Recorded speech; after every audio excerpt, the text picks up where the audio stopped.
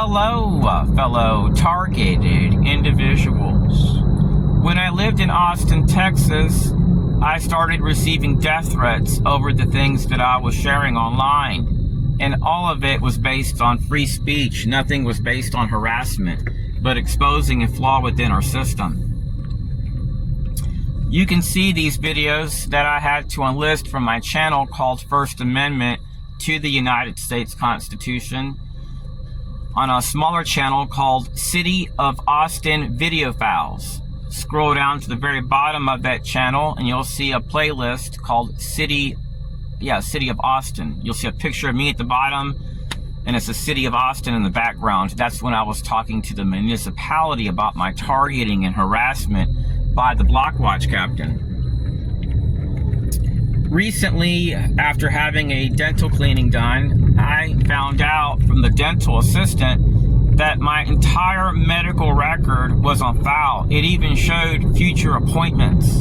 I was shocked. And in the past, I've told TIs that I've been denied medical care at multiple places after these people showed up with a vehicle and it had the CIA tag in the front. They had no tag in the back. The videos show harassment for 7 years at Lake Sumter Community College by people that wear suits and that also wear green uniforms or bring elderly men wearing U.S. flag hats. It came as a group, not reading books, looking at anything, just coming in there to simply annoy and harass. So this thing called the HIE allows people to look at your medical records. It can be a pharmacist. It can be a group like G4I Staffing, which is comprised of medical staff, which works under STAL, and which can be utilized by the CIA or any agency. And as you guys know, I made a video a while back where I told you guys I was being harassed by that group, and they're listed as being involved in black ops. So if you're a targeted individual, you may want to remove yourself from that. You can opt out of it by reaching out to your state's health department. A matter of fact, right now, I'm about to pull into the health department here in Lake County, and I'm about to opt out right now. Like literally in minutes, I'm gonna go in there, turn in the form, and opt out of it. Because any pharmacist, anybody can see my information. As you guys know, I suffer from severe anxiety. It's been an issue that I've had for a long time. Nothing has helped. So I contacted this lady that does clinical trials. And I wanted to see if they had anything that could help. And they had a clinical trial. And I gave her my name and social security number. And she told me all my health issues like that. I'm like, ooh, that's amazing. How did you know? And it has to do with the HIE. Once you opt out of that, then it makes it really hard for people to see that. They have to like do like a HIPAA request. They have to get your permission. So you may want to check that out. Also, I want to talk about fusion centers. Now, many fusion centers are not ran by shady people, but people that love the Constitution and have respect for the law. But when I lived in Austin, Texas for 5 years, one day I was eating food and the guy that ran the fusion center was sitting right across from me. And then days later, I'm eating with my family and, okay, I thought I forgot my wallet, that was close. So I go eat with my family somewhere else days later, and a lady that worked at the local FBI field office was with this other guy that I had seen showing up at my school in multiple locations.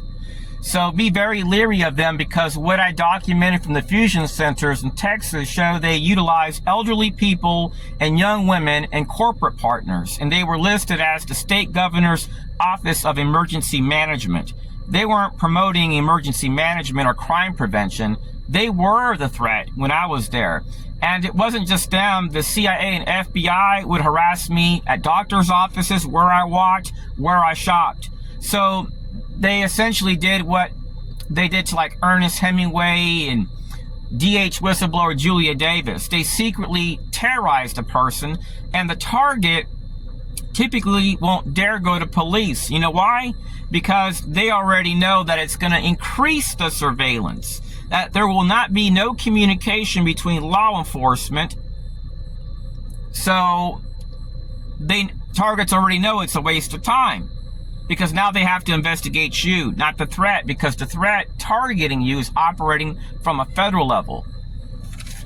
People automatically assume that the people that are targeting them are decent people, which represent the Constitution and support the law and are here to counter threats, when the truth is that that's not the case, and probably 90% or higher when it comes as far as targeted individuals. So it says right here on choice 2 that you can choose to not have your information shared electronically through the HIE network. You can opt out at any time by completing the Health Information Exchange opt-out form available at your county health department. So give it a try. So a while back I came to this place right here, I believe. I don't know if it was IMG. It was one of these places right over here. It's been about 6 months.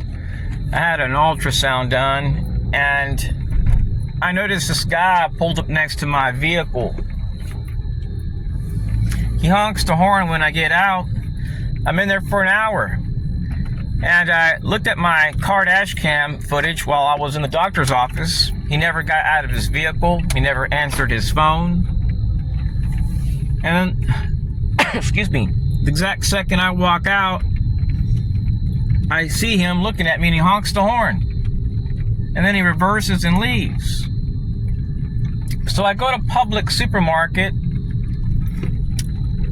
and I noticed something very bizarre with some people that are from Bartow, Florida. They're ex-Army. So I did an experiment. I thought, I'm going to drive to Bartow, Florida, and I'm going to see what's going to happen if I go out there. And I decided to drive there for the first time in my entire life. And I did a Google search for a Mexican restaurant. When I got there, I seen an old guy in a truck. He didn't park his car. He parked in the very back, but he didn't park like how other people parked. He just parked in the middle of the parking lot. And I see he's looking right at me. And I see 2 Jeeps come in that are white. And these guys parked facing my vehicle, just staring at me. So I decided I'm going to sit in the car until they leave, just out of curiosity. So I sat in my car and I waited for an hour and 16 minutes. The exact moment I left, they left. I was going to eat at that Mexican restaurant, but I wanted to see what they would do. Oh, let me go back. When I arrived there, I bought some food. And I bought some back cream. I spent like $80 at that store there. That Mexican restaurant is at in this plaza. So that way, if police said, hey, what are you doing here? I can be like, sir, I just bought some back cream for my back. I have severe back pains. I have a severe back problem. I'm just taking a break from driving to play it safe. So I would have had an excuse. I spent money there. I had a receipt. And I have a valid medical reason to not drive. So I wasn't loitering. And I was planning on going into the Mexican restaurant upon arrival. So I noticed surveillance there, and days later I get a letter in the mail from a place I've never received a letter from in my entire life, from the town of Bartow, Florida, where I was at. And it came from a group that has people that are ex-U.S. Army into the diversity and inclusion stuff. They even mentioned that on their website, diversity and inclusion. Well, they sent me a card belonging to a child that's never lived at that home. Nobody in that residential area has ever had anybody from with that last name living at that house. I've been there 7 years. It just seemed very bizarre to send a health insurance card to my house. When I leave Bartow, Florida, I drive down this road for like 30 miles. Goes towards Clearmont, Florida. But it's not close to it. And I'm in the middle of nowhere, and I see this hiking trail. It's like a public place for people to park and go hiking. And I noticed 3 ladies coming down the road, and they pull off the road and start covering up their tags. And one of them had a U.S. Army sticker on their car. one of them walks up to me and sings a few lyrics of a song and then walks back to her vehicle and takes off. But what I found weird was they were covering up their tag. And during that time, I was getting stingray alerts and my phone was overheating. So in the past, I had weird encounters here with people that had school board stickers on their car saying Lake County School Board. I found that to be bizarre. And for 7 years, I've come to this gas station. My Lord, I think like every other day I get gas. I mean, it's a normal thing to do, right? I gotta drive, gotta buy food, gotta have gas to get around, to take care of my grandmother.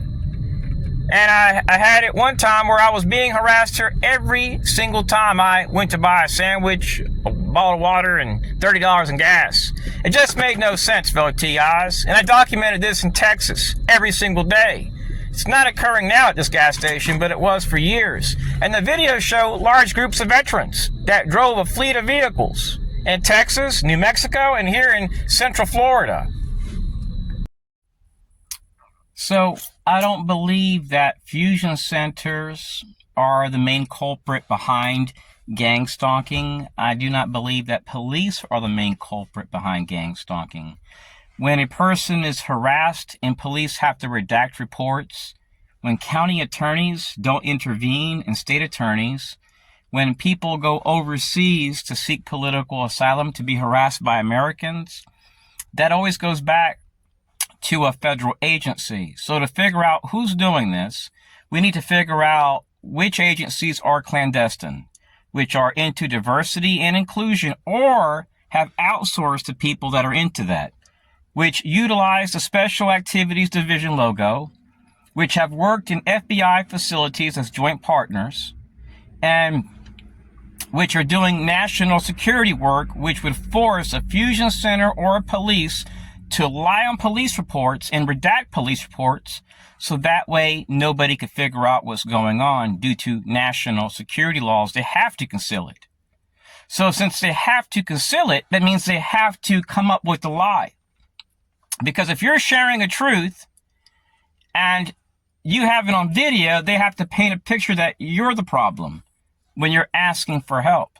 So the source of terrorism within the United States, in my opinion, from what I've seen, seems to stem around disrespecting people, targeting people, utilizing our defense industrial base. It can be defense contractors, people in trusted positions, using Israelis, people into diversity and inclusion, stingray tracking, utilizing different tools to track people like malware, and then systematically trying to harass them and entrap them. Well, just eating a meal. Just a few days ago, I was in the Mills District with a relative, and a guy comes in and just walks up to me, whistles in my face, and walks out of the place with the lady. He never went there to order a drink. So they take shots at you, and they ask people that work in places sometimes to go along with this. I've seen it in Mount Dora, where an elderly man exits his car, walks up to the hostess, and is talking smack about me, and then she walks up to me and whistles in my face.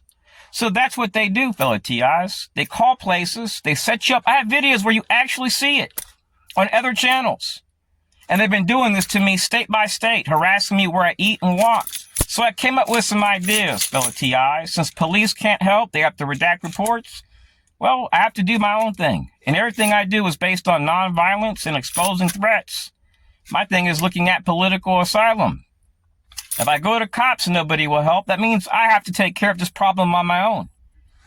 And the only thing I have are logos of groups which have done clandestine work and which work with Jewish people and Freemasons and elderly people that I've documented harassing me always in proximity to bases.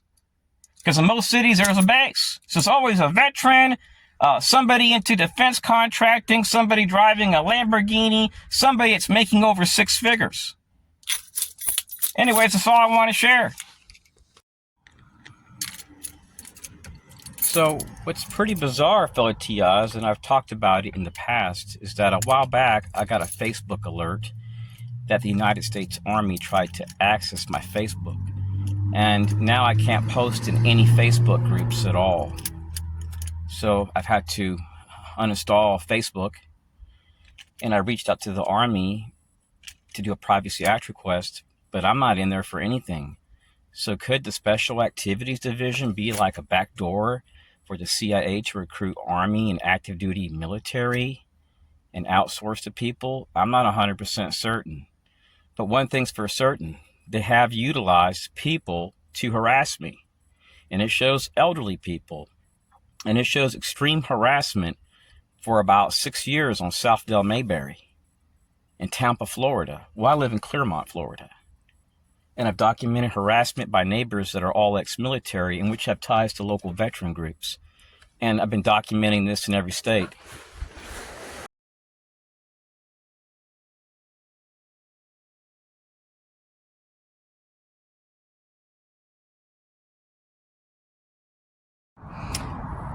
I'm making this video in the event that I seek political asylum. I hope that countries like Venezuela, Bolivia, Turkey, Russia, and other nations which see this video in the event that I go overseas will allow me in and not allow me to be harassed by any U.S. federal agency under the bogus guises of an investigation. Know that I've been harassed in every school in every state since 1996, and police refuse to do investigations. They say that they can't because of the Intelligence Identities Protection Act. They have to redact my police reports, making it impossible to get an investigation. So I'm harassed by veterans and contractors and people involved in diversity and inclusion and Jewish people in every state. Here's what's bizarre about this gang stalking crap. Nearly all the targets that I talk to, I would say about 95%, don't have that much money. They don't have any friends besides people they talk to on the internet. They have no ties to terrorists. Some of them have kids and they can't even take care of themselves. They're losing their jobs and their marriages.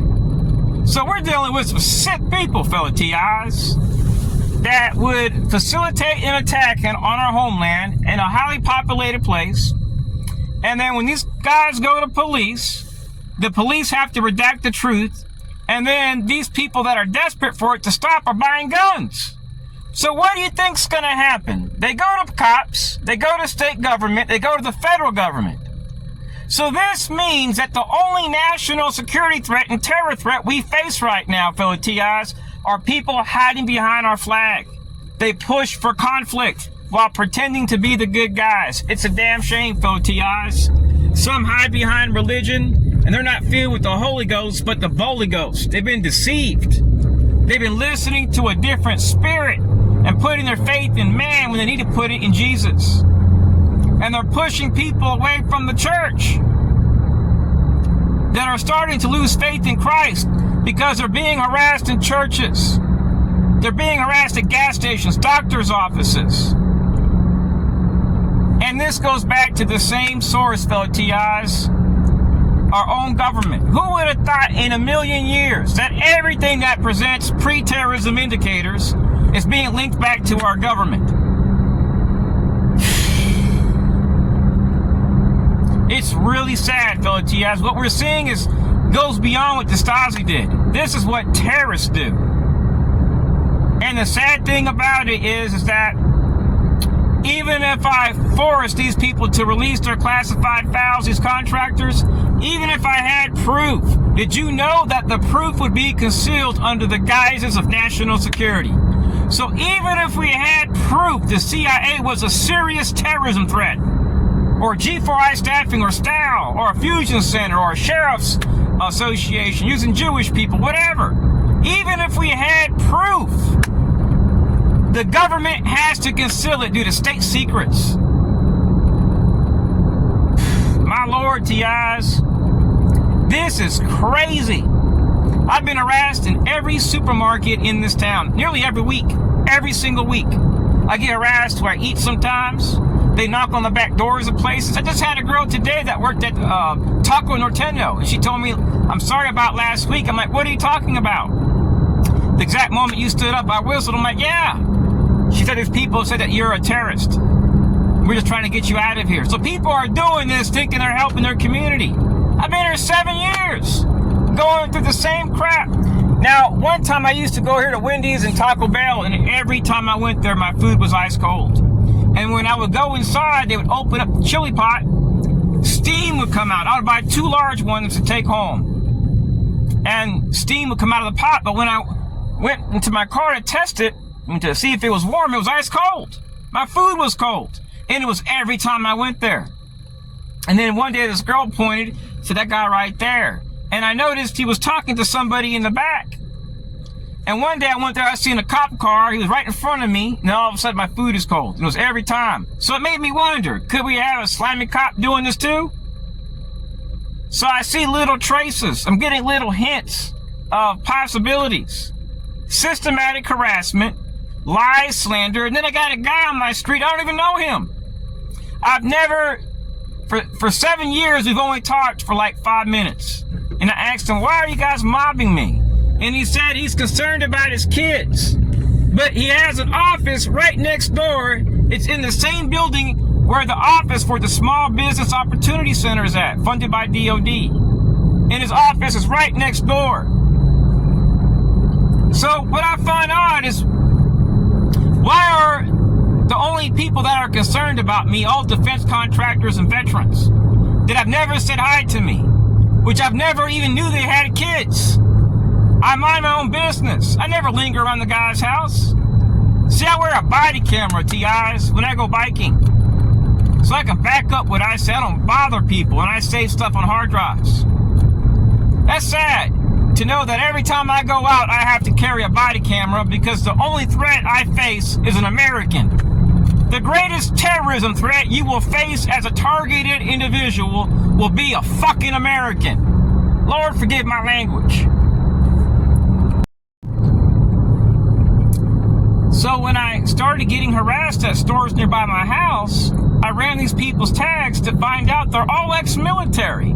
A huge portion are Army, with training in psychological warfare. You should see their LinkedIn profiles. Role player, surveillance worker.